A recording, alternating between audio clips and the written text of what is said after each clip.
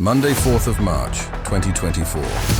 In the Bakhmut direction, Russians are concentrating their forces in the northwestern sector with the aim of pushing towards Chasiv Yar. Both Bohdanivka and Ivanivske are now under constant pressure. So far, their attempts to capture Bohdanivka have ended in vain, however. They had more progress with Ivanivske. They entered the northern and western parts of the village, pushing several Ukrainian units back. Occasionally, Russians also show signs of activity more to the south near Klishchivka to direct the attention from the main assaults, namely with the help of the 4th Motorized Rifle Division. The end goal of Russian occupation forces is to reach the next target, a Ukrainian city called Kostiantynivka, which is directly connected to Bakhmut by highway. Our hopes are for Ukrainian forces to successfully eliminate the advancing enemy and not let them gain an upper hand.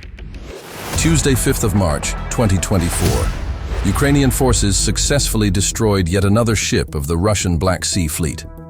Large patrol ship Sergei Kotov was attacked by Ukraine's main military intelligence directorate using Magura V-5 naval drones. Strikes caused severe damage on the port and starboard sides of the ship. Ukrainian sources noted that Sergei Kotov also had a Ka-29 helicopter on board, which was destroyed along with the ship. Notably, it was one of the newest vessels operating under Russian command, entering the service only in 2021. Now, thankfully, it won't participate anymore in the Russian barbaric invasion of Ukraine. So far, Ukrainian forces have disabled about 33% of the whole Russian Black Sea Fleet. Wednesday, 6th of March, 2024. Greek Prime Minister Kyriakos Mitsotakis came with a visit to Ukrainian city Odessa to discuss details of the new security deal. Upon his arrival, Russians conducted a series of large-scale drone and missile strikes in their typical fashion of terrorizing the Western leaders with fear. They used 5 S-300 missiles and 42 Iranian Shahed drones. One of the missiles struck as close as several hundred meters from a presidential convoy transporting President Zelensky together with Mitsotakis. Nonetheless, the meeting proved to be productive, and it is reported that very soon the new security deal between Greece and Ukraine will become a reality. Thursday, 7th of March, 2024. The former Commander-in-Chief, Valerii Zaluzhnyi, will become the new ambassador of Ukraine to the United Kingdom. Zaluzhnyi has close connections with many in the UK government and military, and it is reported to be the prime reason for his new appointment. After his retirement from the army, Zaluzhnyi will now work in the diplomatic arena towards securing new and advanced military cooperating deals between the two nations. Hopefully, the Steel General will find his purpose in the new role and strengthen the Western coalition. Additionally, President Biden gave a powerful speech in the divided United States Congress, where he stressed the critical importance of stopping Putin and arming Ukraine. My message to President Putin, who I've known for a long time, is simple. We will not walk away.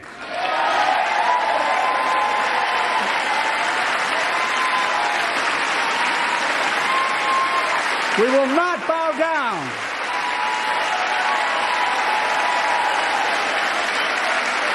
I will not bow down. Biden continues to relentlessly work toward reviving the current dysfunctional U.S. Congress. Friday, 8th of March, 2024. One of the first ever publications appeared, showcasing the assembly process of Iranian Shahed drones inside Russia. The cooperation between Iran and Russia continues and only deepens over time.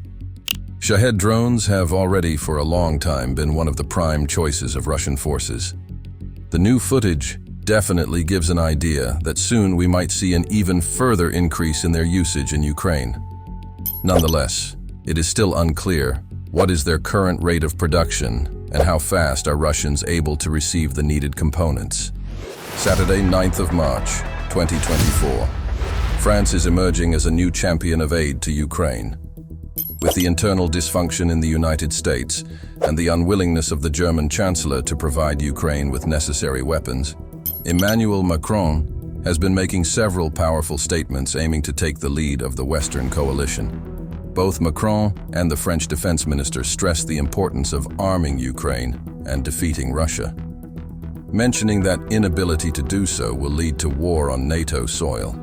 Additionally, the French president called for the formation of a new alliance of countries willing to deploy their forces in Ukraine, stating that there are no more red lines and we have to do everything necessary to defeat the advancing enemy. Sunday, 10th of March, 2024.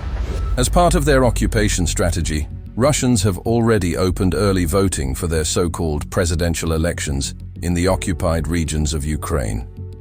Kremlin stated that early voting started in occupied Donetsk Oblast, but noted that early voting in areas close to the Frontline has been ongoing since February 25th.